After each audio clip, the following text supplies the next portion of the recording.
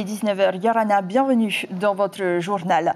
Faute de moyens financiers, des familles polynésiennes ont du mal à se loger de manière décente. La situation n'est pas nouvelle et semble de plus en plus interpeller les autorités. La moitié des patients qui intègrent le centre de jour de Pir'e ont plus de 60 ans. Après avoir contracté le coronavirus, ils s'en sortent avec de lourdes séquelles comme des difficultés respiratoires. Et grâce à cet hôpital, ils bénéficient de soins adaptés. Elle compte 20 salariés et vole au-dessus de l'orage. Pour l'instant, la société Tahiti Nui Hélicoptère fait partie aujourd'hui des rares sociétés rattachées au tourisme à s'en sortir. Et enfin, nous irons à Taravao et nous allons monter à bord d'un bus 100% électrique, accessible aux personnes à mobilité réduite. Il peut accueillir 74 passagers et il est également aménagé pour le transport debout. Ils vivent entre 4 planches de bois, parfois même entre des tôles à 5 ou à 10 et plus. Ils, ce sont les ménages. 1 sur 4 dispose de ressources inférieures à 150 000 francs par mois. Entre Mahina et Papara avec Moorea, 25% des logements portent atteinte à la sécurité physique ou à la santé de leurs occupants. Exemple dans la plus grande ville de Tahiti, Papeete, où 3000 logements seraient identifiés comme insalubres. Carmen Doum, Patita Savia. 35 personnes d'une même famille vivent sur ce lopin de terre, une propriété cédée par la commune il y a 75 ans. De son vivant, le père de famille a construit une maison pour abriter ses 14 enfants. Devenus trop étroits, chacun a ensuite bâti sa maison, collée les unes aux autres.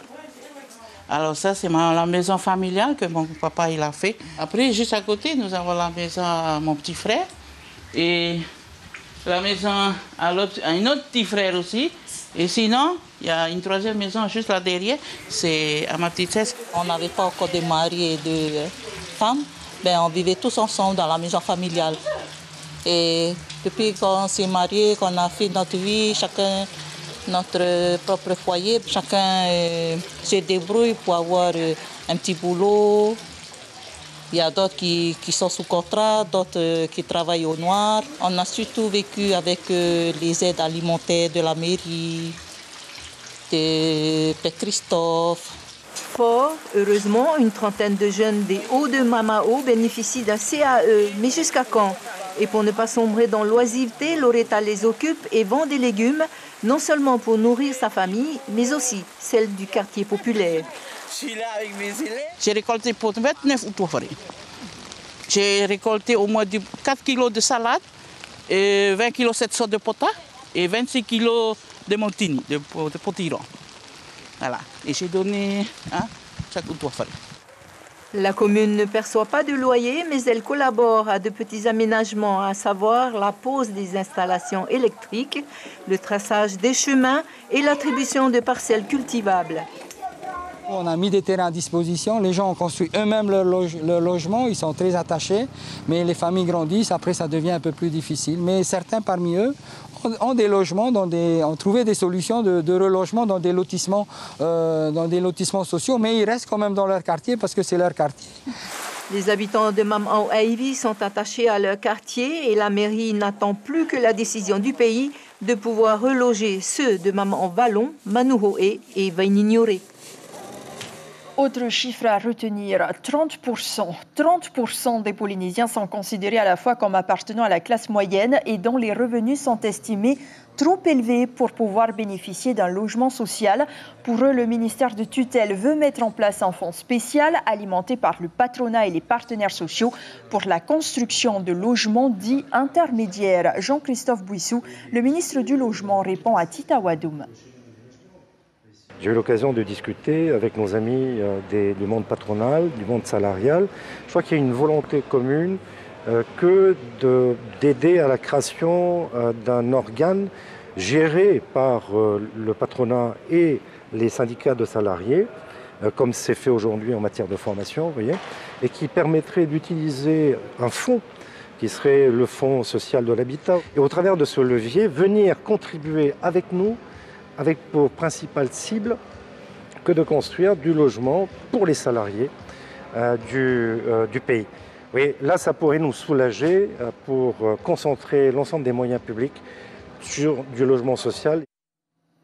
Et si le gouvernement veut faire de l'habitat insalubre l'un de ses chevaux de bataille, et bien sûr 15 milliards de francs pacifiques de budget prévisionnel des actions de la politique publique de l'habitat, seuls 18% sont consacrés à la résorption du logement insalubre et à la réhabilitation du parc de l'OPH. Sur le plan sanitaire, à présent, le nombre de morts liés au Covid-19 s'élève ce vendredi à 137 depuis le mois de septembre. Un malade a succombé à la maladie hier. On dénombre par ailleurs 63 cas actifs et la direction de la santé fait état de 9 personnes hospitalisées, dont 4 en réanimation. Et parmi les patients qui sortent de ce service, cette question se pose. Le quotidien peut-il reprendre comme avant ? Non, répondent-ils. Certains sont toujours en état de dépendance respiratoire et c'est donc à l'hôpital de jour Oraora qui prend le relais pour des soins appropriés. Une structure particulièrement bien équipée qui accueille chaque semaine une trentaine de personnes en convalescence. Caroline Fari, Marcel Bonneau. Ce qu'on fait ici, c'est ça. Vélo, et après vélo, tapis. Renforcement, différents ateliers. Honoura est aujourd'hui sevré, autrement dit, un patient en fin de cure qui n'a plus besoin d'oxygène, ni au repos, ni à l'effort. Voilà, par série de 10, comme d'habitude. On commence par une première étape de réapprentissage de la respiration, où on joue vraiment sur le diaphragme, quoi. Et petit à petit, ils vont mieux, on fait du renforcement doux, et après on finit par du renforcement un peu plus intense sur les appareils. Vraiment super. On a eu la chance de venir ici à Oraora. Ça a duré longtemps votre Covid, monsieur ? Oui, longtemps, depuis 9 ans jusqu'à maintenant. J'ai plus de force, plus rien. Et Camille, même les autres, nous a fait travailler. Et maintenant, on est bien. Dans cet hôpital de jour, on accueille des patients post-Covid qui ne sont plus contaminants, mais en insuffisance respiratoire. Une logique médicale bien rodée grâce à une équipe de kinésithérapeutes, infirmiers, médecins et même psychologues dédiés au bien-être des anciens malades. On travaille la compliance thoracique chez Aymana. On peut voir Aymana qui est un patient qui a un certain âge et qui a beaucoup de raideur globale, pas seulement thoracique, lombaire. Et du coup, si on n'a pas une bonne mobilité costale, on ne peut pas avoir une bonne respiration. J'ai eu cette maladie, j'ai tout perdu.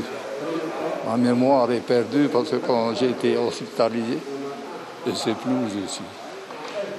Mais par la suite, petit à petit... Ça fait combien de temps que vous êtes malade ? Presque 2 mois. Ici, la moitié des patients ont plus de 60 ans. Après une première cure de 6 semaines, certains prolongeront selon leur état de récupération, mais tous repartiront sur pied. Ils arrivent avec un boulet qui est la bouteille d'oxygène et le fil qui le relie, et ils partent en marchant librement. On voit des gens accablés qui sortent de phases très difficiles. Ils ont vraiment souffert dans la phase de réanimation, parce que c'était très lourd pour eux, à des gens qui ont repris la vie, quoi. Très, très clairement, il y a une différence énorme. Une convalescence entièrement prise en charge par la CPS, transport compris, que les patients ne manquent pas d'apprécier. Moi, j'ai dit chapeau à Oraora. Et tous ceux qui travaillent ici sont bien. Dans l'Hexagone, cette fois, une association permet de soutenir le moral des malades polynésiens. Vous la connaissez forcément. Atauturuyana œuvre toujours, même en cette période de confinement sanitaire et de couvre-feu. Le reportage de nos confrères d'Outre-mer, la première. Retrouver les malades et leurs accompagnateurs, une occasion devenue rare pour les bénévoles de l'association. Un indispensable moment de partage, attendu autant par les malades que par Chantal. Le Polynésien a besoin de ce contact-là. Il n'est pas chez lui, il est déraciné de Tahiti. Ce qui est compliqué, c'est en fait de venir les rendre visite dans les hôpitaux. Parce que on le sait très bien que les visites sont interdites. Non, mais si c'est le fait fini, oui, je prends. Jacob est arrivé il y a 1 an et demi, au moment où son fils a déclenché un cancer cérébral. Depuis, l'association est à ses côtés. Ces derniers mois, tout est devenu différent. Ça a beaucoup changé le contact. Maintenant, on ne peut plus se faire de la bise. D'habitude, on est là pendant 1 heure.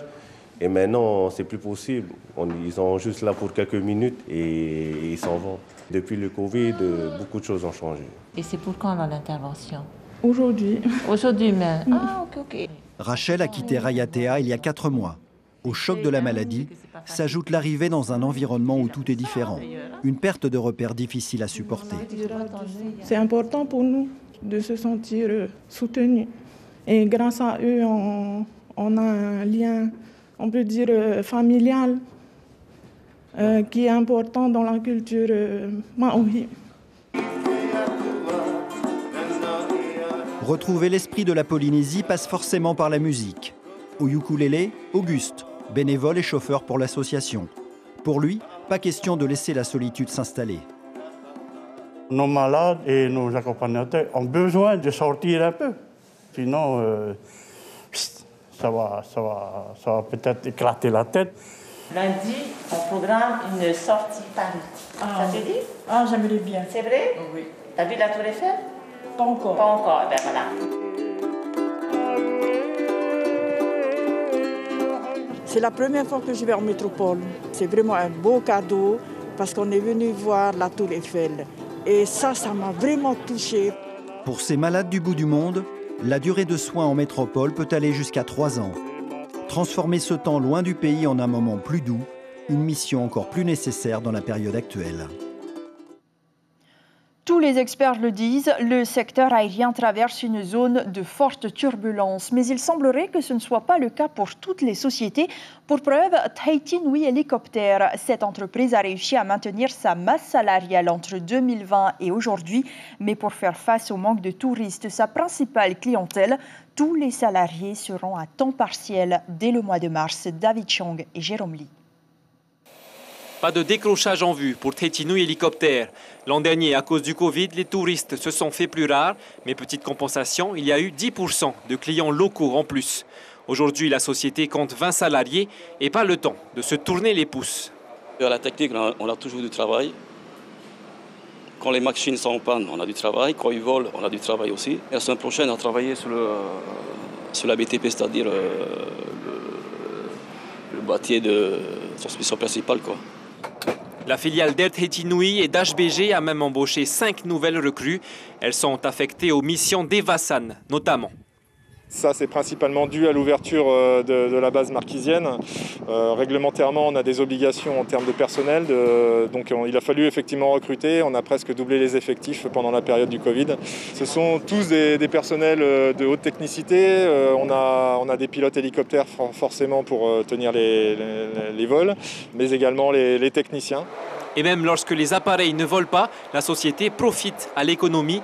Entre les hélicoptères et les avions, ce technicien à son compte ne sait plus où donner de la tête. Les journées typiques chaudronniers, donc là, regarde, à peu près en moyenne, on peut commencer à 6h, terminer à 17h, 18h, ça m'arrive de finir à 20h aussi. Quand ils sont au sol, tu vois la pluie qui reste, qui stagne, qui va dans des endroits où normalement ça ne reste pas. Au final, ça va s'abîmer beaucoup plus vite. Ouais. Une progression à relativiser, en raison notamment du confinement. Le chiffre d'affaires de 2020 est plus bas de 35% que celui escompté. Tahiti Nui Helicopter, qui est titulaire du marché du transport des évacuations sanitaires, a réalisé 32 Evasan aux Marquises et 27 autour de Tahiti et Bora Bora. Je vous le disais, le secteur aérien paye un lourd tribut à la pandémie de la Covid-19. Air France KLM a perdu, écoutez bien, 7,1 milliards d'euros en 2020, soit plus de 847 milliards de francs pacifiques. Ce sont les pires résultats de son histoire, un record dont se serait bien passé la compagnie nationale, dont certains personnels sont basés en Polynésie. Les explications de nos confrères de France 2. Une perte qui a de quoi donner le vertige. 7 milliards 100 millions d'euros envolés, perdus en une seule année. Air France est dans le rouge, car depuis la crise du Covid, ces avions sonnent creux, quand ils ne sont pas cloués au sol. Les salariés qui viennent d'apprendre la nouvelle sont désemparés. Un petit peu de tristesse, un petit peu d'appréhension sur l'avenir. C'est assez inquiétant, même très inquiétant. Et on est tous dans l'expectative, on ne sait pas vraiment ce qui va se passer. La compagnie a déjà obtenu un prêt de l'État pour survivre à l'année 2020. Mais son existence est encore menacée selon cet expert. Le problème, c'est que l'entreprise va continuer à perdre de l'argent. avec des vols qui sont peu remplis et puis avec des coûts fixes pour faire la maintenance des avions, par exemple. Pour chasser les nuages qui obscurcissent son horizon, Air France compte donc à nouveau sur le soutien de Bercy. Une aide directe que semble prêt à accepter le gouvernement. Sous une forme ou sous une autre, vous savez que nous sommes décidés à continuer à soutenir Air France. Problème, un État qui donne de l'argent directement à une compagnie, c'est interdit par l'Union européenne, car c'est de la concurrence déloyale. Bruxelles impose donc une contrepartie. 8000 slots, c'est-à-dire des créneaux de décollage et atterrissage qu'Air France devra donner à la concurrence. Inacceptable pour les syndicats. Quand vous avez l'Europe qui vient vous dire « oui, alors vous allez filer vos créneaux », en fait, ça veut dire quoi? C'est-à-dire que d'un côté, on vous autorise à être recapitalisé et de l'autre, on vous condamne à mort. Parce que les créneaux, c'est ce qui nous fait vivre. En attendant le dénouement de ce plan d'aide, Air France continue de tailler dans ses effectifs. Près de 6000 postes seront supprimés ces 2 prochaines années. Air France qui annonce aussi réduire ses vols entre Paris et Papeete à raison d'une rotation par semaine du 1er au 28 mars. Tandis qu'aux Marquises, c'est une société suisse, Zimex, qui assurera les vols interîles dans l'archipel jusqu'au mois de juin. Ce n'est pas la première fois que les twin otters de la compagnie opèrent en Polynésie. Entre 2017 et 2020, un appareil desservait en effet la ligne Tahiti-Tetiaroa. Celui qui assurera les liaisons entre Uapau, Nukuhiva et Uahuka est arrivé dans la nuit du 2 février dernier après avoir réalisé 11 escales à travers la planète, soit une distance de plus de 23 000 km. Jean-Michel Ribert, le pilote, nous en dit plus au micro de Lionel Tehamouana. On est venu avec l'avion de Suisse directement et c'était un long voyage. Il y avait 80, en tout 100 heures de vol avec 11 étapes. Et donc on a mis 2 semaines. On a eu un petit souci aux Fidji, on est resté 5 jours parce qu'il y avait du cyclone qui passait. Donc voilà, et nous voilà arrivés. C'est le premier jour commercial et ça fait plaisir.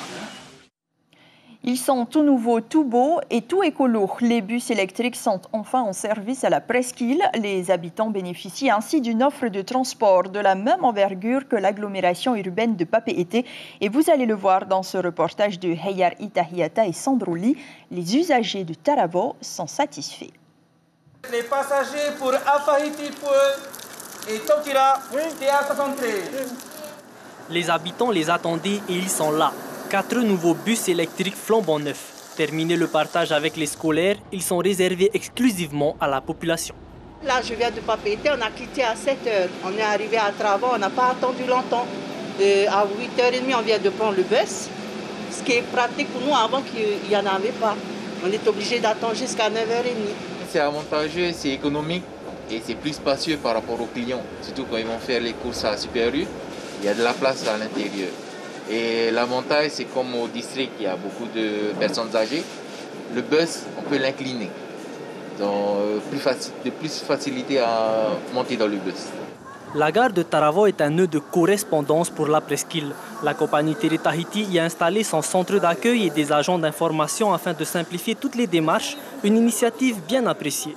Et avant, quand tu renouvelles les cartes, il faut aller au bureau. Vous avez été au bureau, il faut aller à pied. Mais maintenant, on a tout transféré à la gare routière. C'est bien. Tout le monde peut venir ici pour se retrouver. En même temps, on peut prendre les bus. On n'a pas à attendre au bord de la route pour attendre nos bus. C'est plus pratique pour nous. Comme ça, on vient tous au même endroit. Et c'est mieux. Et je trouve que c'est mieux, c'est mieux aussi conseillé par rapport aux agents qui sont là-bas. Plus de trajets possibles grâce à un départ toutes les 45 minutes dès 8h30. 70 places au lieu de 42 dans les bus traditionnels et surtout une accessibilité pour les personnes à mobilité réduite. Une touche de modernité pour la presqu'île, un challenge que s'est donné le directeur de la société de transport. Le projet, c'est toujours d'améliorer le confort des usagers, offrir plus de rotations, une meilleure visibilité avec une information voyageur performante. À ce sujet, nous avons lancé en octobre 2020 notre site internet avec notre application mobile qui permet de voir en temps réel où sont les véhicules. Sur les 240 bus que compte la compagnie, 24 sont totalement électriques. Dans tout le Pacifique, Tahiti est un précurseur en la matière. Cette société de transport en commun a dû investir près d'une trentaine de millions de francs pacifiques pour se mettre aux normes et surtout s'équiper, notamment pour l'aménagement de stations de rechargement de ces véhicules. Les CAES continuent de bénéficier à des jeunes sans emploi. Ils leur permettent d'obtenir un petit revenu moyennant un travail.